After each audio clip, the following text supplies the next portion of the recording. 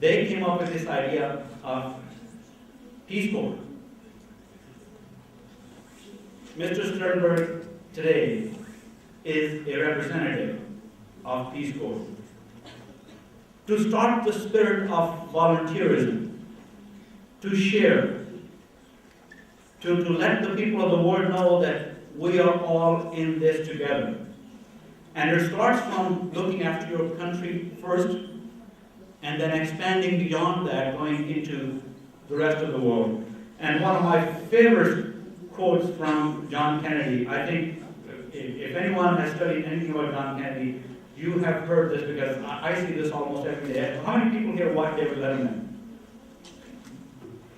David Letterman, great show every night, and he somehow brings this up almost every day, this statement by John F. Kennedy when he said, "Ask not what your country can do for you, ask what you can do for your country."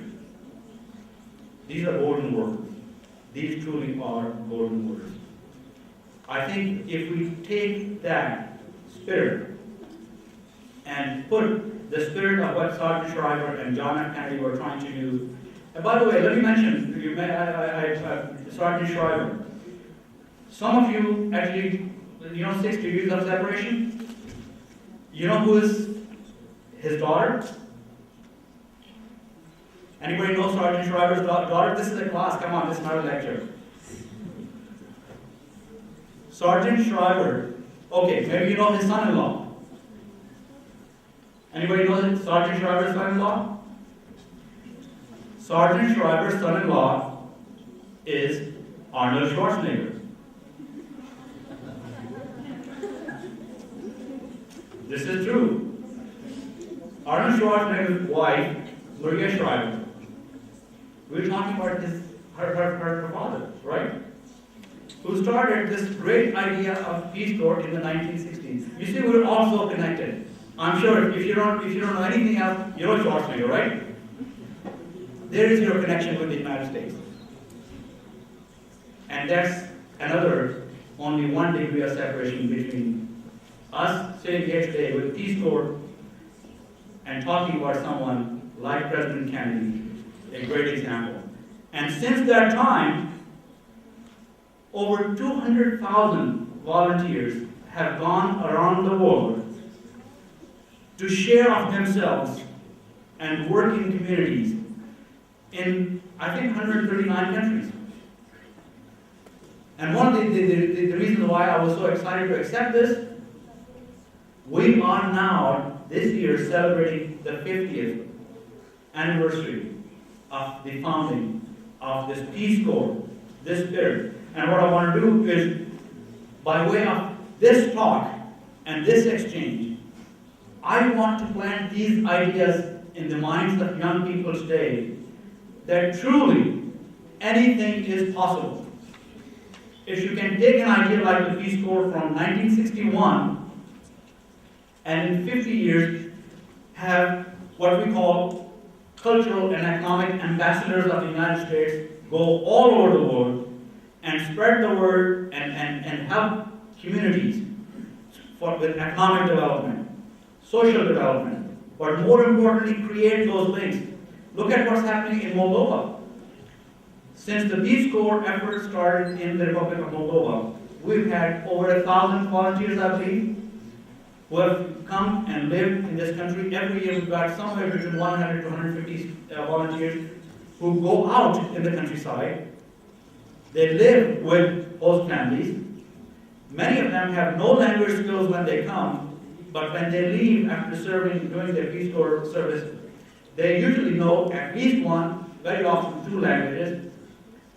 But more important is the fact that as a result of this interaction, they are creating these bonds and they are showing people that we, the United States, are here to support you, we are here to be with you, and they have the opportunity to share the values of democracy and economic reform and economic development, because many of these students have those in their mandate as to the kinds of things they're going to be working on. They teach English, they work on healthcare, they work on environmental issues, they work on business development. And two of the best stories of Peace Corps volunteers, and this is again an example of volunteers who are young people who have either graduated recently or some in college, and then the age group goes all the way to people in their 70s, retired people, who take time from their lives,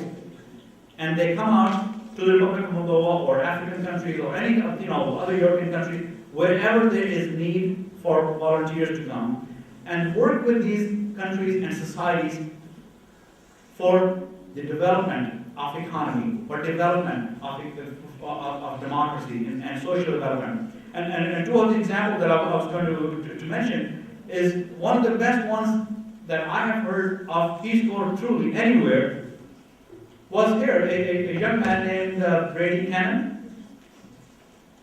This young man was working in a small village, living with a host family, who were involved in agriculture, which is the key part of this country's economy, of course.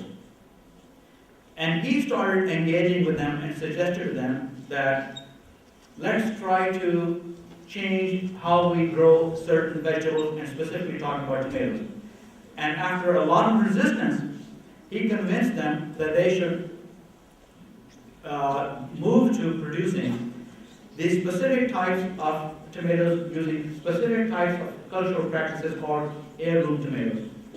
And after all that resistance, some of you may not know this, these tomatoes today, from that family that had very little income before, these tomatoes are now truthfully sold in a number of markets, including Chisinau.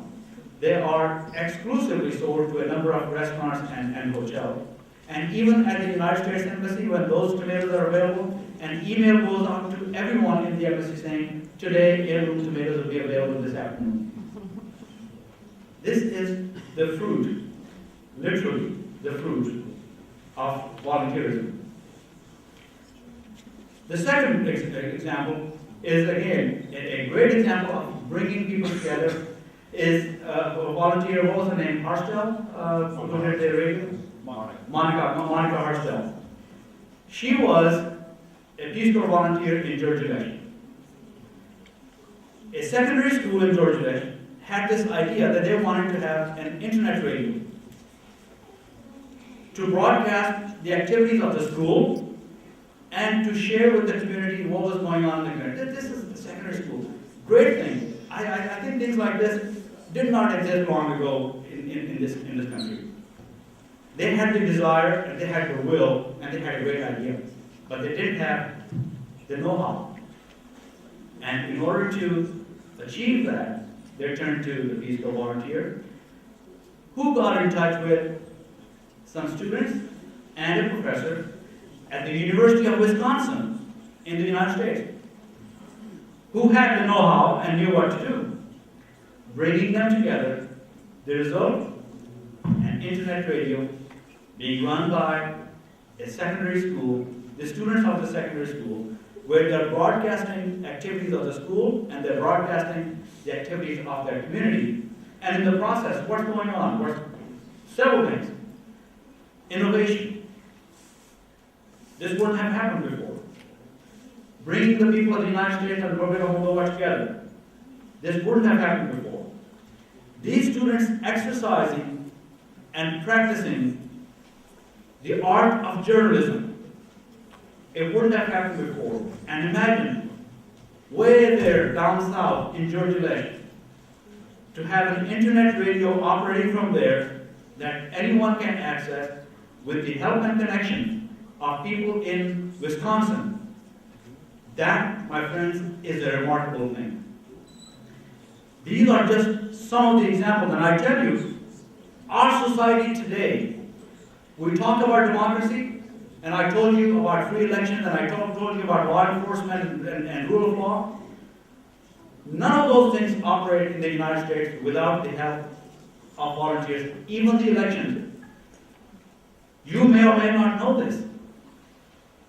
The elections, the most important elections in the United States, the elections for Congress and for president, but at the same time we have local elections. And do you know that all those elections, at every stage, even the presidential elections, are 100% managed by volunteers. You go to any polling station in the United States, and there are thousands of these polling stations. They are manned and run by volunteers because it is important to us to help strengthen our democracy. And when we talk about rule of law, I already gave you the example of our judicial system would not work without people serving on juries.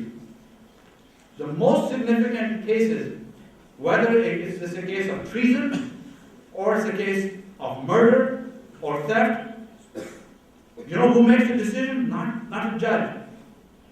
It's the jury that makes the decision because people are participating. 12 men and women who come together, who are peers of the accused, and they decide if that person is guilty. The judge is only responsible for making sure that the rule of law, the regulations, and the Constitution is adhered to and laws are followed. The true decision comes from the members of the jury, the citizens. And this spirit that we talk about of volunteerism, we start talking about this from a very early age. In the United States, one of the fall time, when the weather starts getting cold and you go to a grocery store, you know one of the best things you see is young Girl Scouts standing outside Safeway and Giant stores selling Girl Scout cookies. They are doing this on a voluntary basis. They take time out of their weekends. Little girls, they take time out of their playtime and stand in the cold to sell those cookies, and all the money that is raised from those cookies goes for good charitable causes. Retired people, retirement homes. Do you know that other than the management of a retirement home, almost everything is done by volunteers? Whenever I'm in the United States, even if we are back in the US for a 3-day or 3-week vacation during summer months, my wife spends every week at least one day going to a local retirement home to lift the spirit, to help lift the spirit of these retired older people who may be sick and need somebody to come and work with them. And she loves to sing, so she goes to these retirement homes as part of a singing group during lunchtime, singing for them. It takes nothing. It takes nothing. You really do not have to give that much to help participate. Holiday seasons come, and you know the reason we can say that our democracy is so good. What happens during the holiday season? Honestly, a light starts shining over the United States where people are so generous and so giving that, in fact, I have said this before, and I proudly say this, that the United States is there are two special things about the United States. One is the spirit of volunteerism, and the second is the spirit of donation and giving. The amount of donations given in the United States every year ends up being more than half of the countries of the world's GDP. That is very, very significant. We're talking about billions and billions of dollars. Every holiday season, people go out and they start looking. Who in my neighborhood is in need? Who in my neighborhood does not have food for the holidays? Or even small token, a gift for a child at Christmas, or something like that. These are small tokens, my friends. What I'm telling you is, if you want your democracy to flourish, if you want your democracy to become a true example in this region, one of the most important things that has to happen is citizenship and their participation. Active participation. Not just passive participation, not just vote, but you have to get up, you have to rise up, and you have to start doing things.